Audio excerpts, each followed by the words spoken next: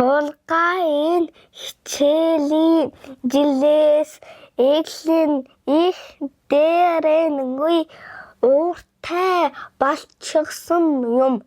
Хүүхэд энэ тэр ингээл жаад байсан яагаад ч юм түүний зан ааш хачин жигтэй өөрчлөн хүүхдөө анзаарал байж багш сэтгэл замны өөртөө ялцах гэж үзсэн ч тулгаа өөр юм хэлээгүй билээ.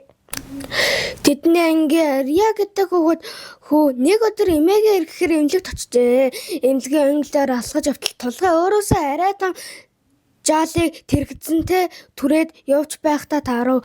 Хүүхдүүдээ тулгаа ягаа уурсан бол та нар бодож байна уу? Яагаад гэвэл махан саас тоглож байгаа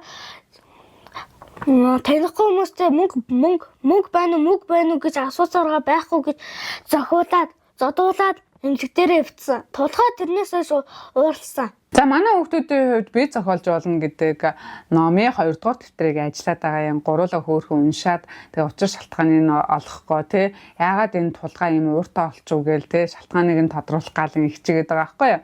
Тэгээ миний зүгээс юу хэлэх гээд байна гэхээр өнөө зуны амралт одоо дуусчих штэ тий.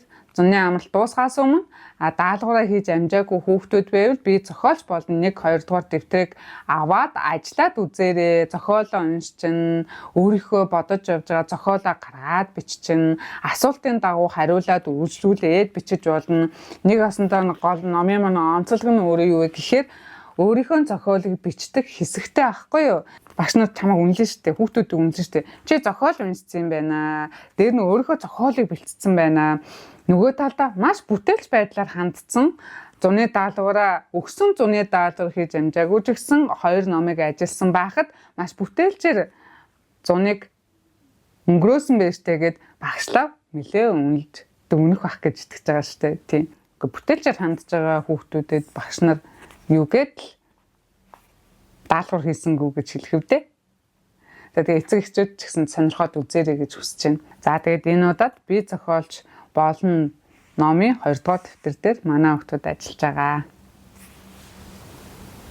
Та дараагийн дугаар хүртэл түр баяртай.